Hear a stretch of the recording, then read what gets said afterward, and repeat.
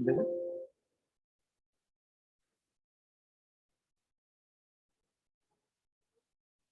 अगर सपोज कीजिएगा हमारे पास कोई भी बॉडी है, जैसे ये, तो अगर हम इसके ऊपर इधर से किसी भी तरफ से फोर्स अप्लाई करते हैं, तो इसके जो कॉन्स्टिट्यूएंट एटम्स हैं, इनके बीच की पोजीशन चेंज होने लगती है। समझ रहे हो? Yes sir. तो अगर एक्सटर्नल फोर्स की वजह से इन कॉन्स्टिट्यूएंट एटम्स की रिलेटिव पोजीशन में कोई चेंज ना आए, ठीक है ना, यस सर। तो वो बॉडी रिजिड बॉडी कहलाती है।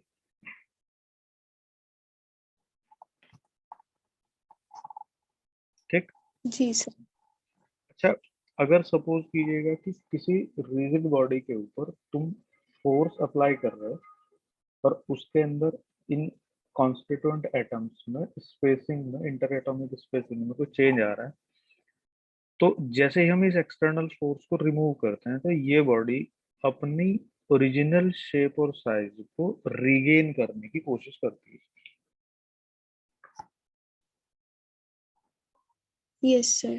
जैसे तुमने देखा होगा कि अगर हम किसी इन्फ्लेटेड बलून को थोड़ा सा नीचे दबाते हैं तो वो फिर से वापस फूल के में आ जाता है। ये सबके साथ होता है। अभी यहाँ हम इसको दो कैटेगरी में डिवाइड करते हैं, इलास्टिक बॉडीज और दूसरी होती है प्लास्टिक बॉडीज। अब एक बात तुम ध्यान से सुनना जरा। नॉर्मली हम लोगों का जो मतलब रेगुलर बिहेवियर है ना घर वगैरह में, तो वहाँ जैसे हम मतलब बहुत सारे गारमेंट्स इस तरह के यूज करते हैं जिसमें मतलब इलास्टिक वगैरह यूज करते हैं। हमारी माता जी कहते हैं कि इलास्टिक वो नहीं होती यस जो सर। स्ट्रेच होने के लिए जो यूज होती है। हाँ सर। छोटे बच्चों के नेकर वेकर में भी तुमने देखी होगी। देखिए सर। हाँ, तो मतलब अपने यहाँ पे एक बिहेवियर इस तरह का है कि हम उस इलास्टिक इलास्टिक को सुन सुन के इस इलास्टिक बॉडी को अपने दिमाग में फिट करने लगते हैं। हाँ सर। और ये प्लास्टिक प्लास्टिक सुन के हम प्लास्टिक मटेरियल को इस जगह प्लास्टिक बॉडी से संबंधित समझने लगते हैं। समझ रहे हो? Yes sir. यस जबकि सर। ये दोनों चीजें अलग अलग है। मतलब पहले तो दिमाग में ये रख लेना कि भाई जब हम इसका और इसकी बात कर रहे होंगे, तो जो अपने दिमाग में दो मिसकंसेप्शन पहले से चल रहे हैं उनका इससे कोई लेना देना नहीं। ठीक है सर। Okay sir. ठीक है ना भाई? अब देखो, जब हम इलास्टिसिटी का चैप्टर पढ़ रहे हैं तो इसमें बेसिक स्टार्टिंग ये होगी कि इलास्टिसिटी होती क्या है। तो सबसे पहले तो ये समझो कि हम जब भी किसी बॉडी के ऊपर एक्सटर्नल फोर्स लगाएंगे तो वो बॉडी अपनी ओरिजिनल शेप और साइज से डिफॉर्म हो जाएगी। ठीक है ना? अब इस दुनिया की जितनी भी बॉडी है वो अपनी ओरिजिनल शेप और साइज से डिफॉर्म होने के बाद में कुछ ऐसी होती हैं कि जो परमानेंटली अपनी ओरिजिनल शेप और साइज को रीगेन कर लेती हैं। समझ रहे हो? Yes sir.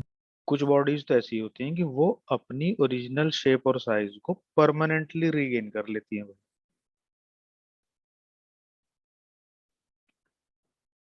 कुछ ऐसी होती है कि वे परमानेंटली अपनी ओरिजिनल शेप और साइज को रीगेन नहीं कर पाती।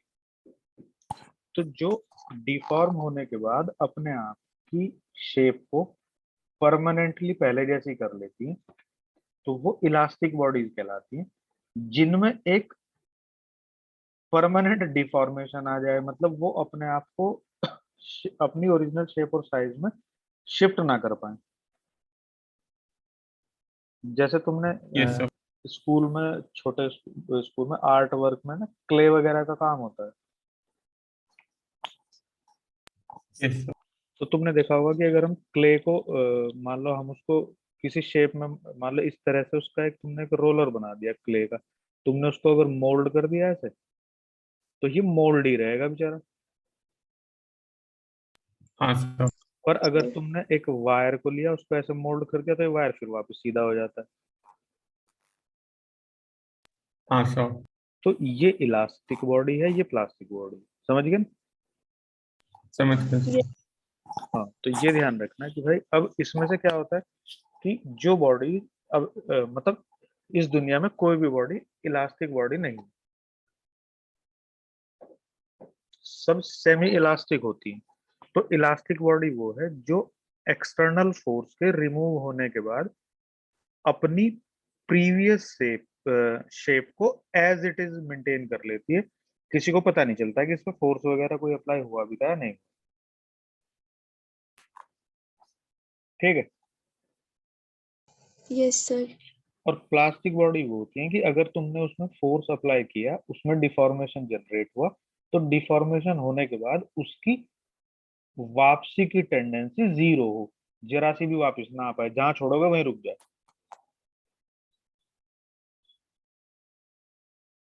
ठीक है, ये प्लास्टिक बॉडी में होता है। ये प्लास्टिक होती है। तो ना तो कोई बॉडी प्लास्टिक होती है परफेक्टली, ना कोई बॉडी परफेक्टली इलास्टिक होती है, ना कोई परफेक्टली इलास्टिक है, ना कोई परफेक्टली इलास्टिक है। इंटरमीडिएटरी होती है, यानी कि जब तुम उनके ऊपर फोर्स लगाओगे तो वो डिफॉर्म हो जाएंगे। डिफॉर्म होने के बाद अपनी ओरिजिनल शेप को रीगेन करने की कोशिश करेंगी, पर सारी नहीं रीगेन कर पाएंगी, कुछ ना कुछ डिफॉर्मेशन रह जाएगा।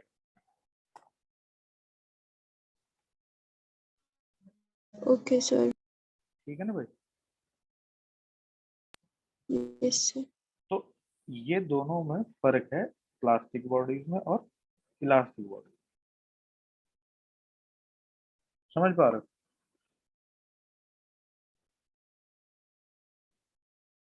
अब दूसरा होता है एक इसमें स्ट्रेस।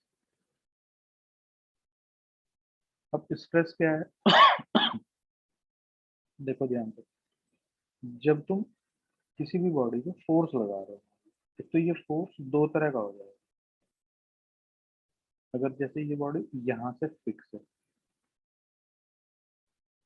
तुम इसके ऊपर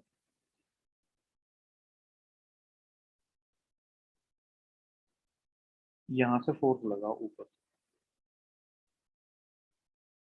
ठीक है? ये है एक्सटर्नल फोर्स। तो ये फोर्स कहलाता है कंप्रेसिव। ठीक?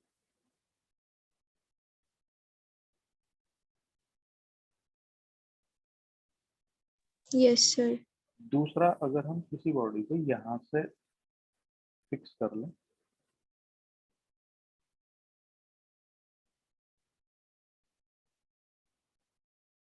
तो ये फोर्स जो होता है वो बॉडी की लेंथ को चेंज कर देता है ऐसे। ये टेंसाइल है एक तरह। ठीक है।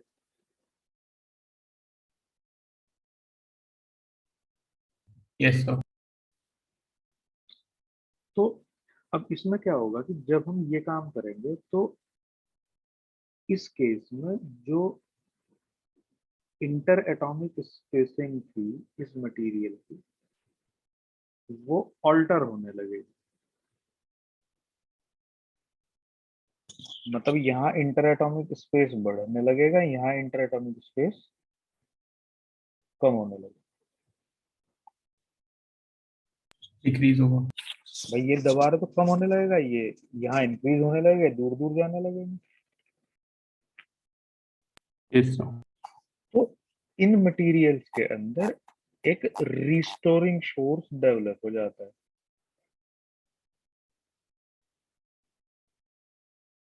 समझ गए? जो मैं पढ़ा रहा हूँ जरा फिलहाल इसको ध्यान से समझने की कोशिश करना, इसमें एक एक बात जो मैं अभी बता रहा हूँ। मैंने तुम्हें बताया कि जब हम किसी बॉडी के ऊपर फोर्स अप्लाई करते हैं, तो उस फोर्स के अप्लाई होने से उसके जो इंटर एटॉमिक स्पेसिंग है वो बदलने लगती है। सही है ना? Yes sir. तो जब ये इंटर एटॉमिक स्पेसिंग बदलेगी, तो इसमें क्या होगा कि इसमें इसकी जो इसके कॉन्स्टिट्यूएंट एटम्स हैं, इनके बीच में एक इंटर एटॉमिक फोर्स डेवलप हो जाएगा। जैसे यहाँ पे तो वो इंटर एटॉमिक फोर्स ऐसा होगा कि जब तुम इनको दबा के एक दूसरे के पास लेके जा रहे हो तो वो कहेगा कि भैया और पास नहीं आना, बस दूर दूर जाना पड़ेगा। यहाँ जब तुम उनका इंटर एटॉमिक सेपरेशन बढ़ा रहे हो तो वो ये कहेगा इंटर एटॉमिक फोर्स कि भैया और दूर नहीं जाना, बस बहुत होगा। Yes sir. समझ गए? हाँ सर। तो ऐसी सिचुएशन में मतलब ये इंटर एटॉमिक जो फोर्स है ये बॉडी की शेप और साइज में जो फर्दर ऑल्टरेशन है उसका अपोज करता है।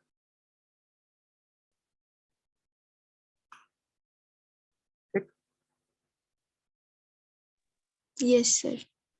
तो अब ये ध्यान रखना है कि जब इक्विलिब्रियम अचीव हो जाता है, मान लो तुमने इसके ऊपर जैसे फोर्स अप्लाई करना शुरू करा तो जैसे तुमने स्प्रिंग नहीं देखा था, वो थोड़ी देर तक तो अलोंगेट होता था, फिर एक जगह जाके वो रुक जाता था। ठीक है।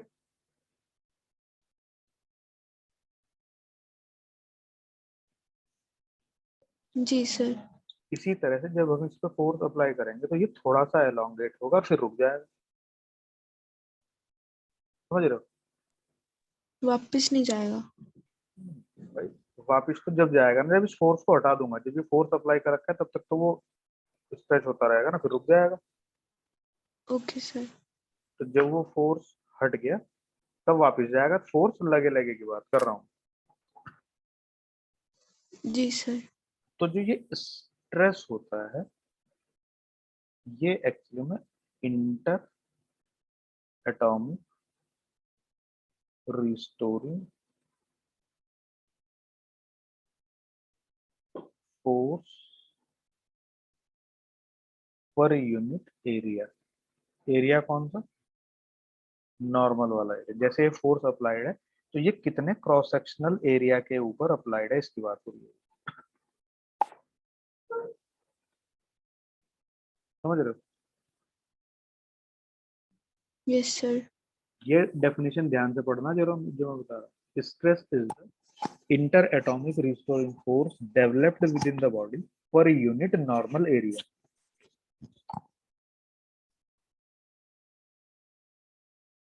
ठीक है। जी सर। इसको हम स्ट्रेस कहते हैं। अब ये ध्यान रखना कि व्हेन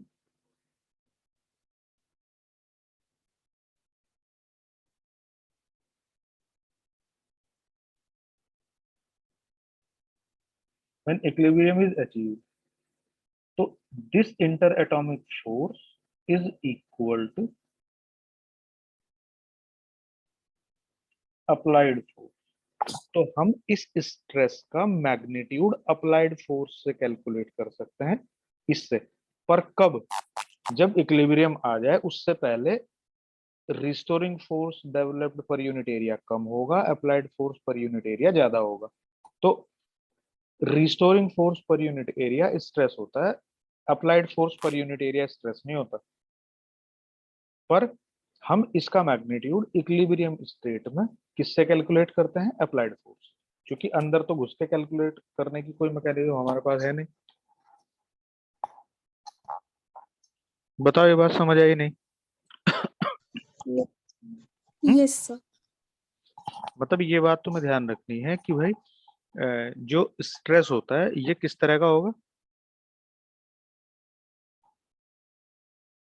ये हमेशा जब इक्विलिब्रियम आ जाएगा तो जो inter atomic restoring forces developed with in the body है तब काम करता है। ठीक है। जी सर। अब ये दो तरह का होता है। एक होता है ये नॉर्मल स्ट्रेस और एक होता है शेयरिंग स्ट्रेस। ठीक। Normal yes. नॉर्मल स्ट्रेस में ये अभी मैंने तुम्हें बताया इसके दो पार्ट होते हैं, कंप्रेसिव स्ट्रेस और टेंसाइल स्ट्रेस।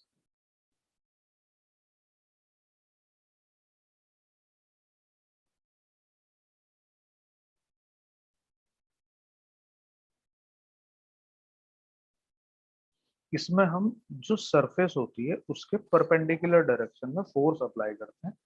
यहाँ इस टेंसाइल स्ट्रेस का काम होगा कि there is a change in length और वॉल्यूम ऑफ द बॉडी। जैसे ये, इससे क्या होगा, यहाँ पर बॉडी की लेंथ थोड़ी बढ़ जाए इस फोर्स के अंडर में। तो जो बॉडी के अंदर developed restoring force with in the body है इक्विलिब्रियम स्टेट में, जिसका मैग्नीट्यूड अप्लाइड फोर्स के इक्वल होता है। Applied force per unit area के इक्वल होता है, वो टेंसाइल स्ट्रेस है। कंप्रेसिव में ये किसी भी बॉडी की लेंथ को कम कर सकता है या उसके वॉल्यूम को कम कर सकता है, तो वो कंप्रेसिव में चलेगा। जैसे यहाँ लेंथ कम होगी, और जैसे एक 3 डायमेंशनल बॉडी है बॉल, उसके ऊपर तुम फोर्स अप्लाई करोगे तो उसके वॉल्यूम में डिक्रीज होगा। ऐसे यहाँ पर तुम किसी बलून के अंदर अगर हवा भर रहे हो तो उसका जो साइज है वो थोड़ा बाहर की तरफ। तो यहाँ ये जो फोर्स पर यूनिट एरिया है सरफेस के, ये टेंसाइल है। यहाँ कंप्रेसिव है, दूसरे केस में यहाँ भी कंप्रेसिव है। तो ये टेंसाइल के केस हैं दोनों, ये दोनों कंप्रेशन। शेयरिंग में क्या होता है कि शेयरिंग स्ट्रेस में इस तरह का स्ट्रेस जो होता है वो बॉडी की शेप को चेंज करता है। जैसे कि तुम्हारे पास में अगर एक क्यूब है ऐसा, और ये यहाँ पे फिक्स है नीचे, तो अगर तुम यहाँ पे इस तरफ फोर्स लगाओगे, ध्यान से देखना, तो ये फोर्स लगने से क्या होगा कि ये इस तरह की शेप में आ जाएगा थोड़ा। ठीक है ना?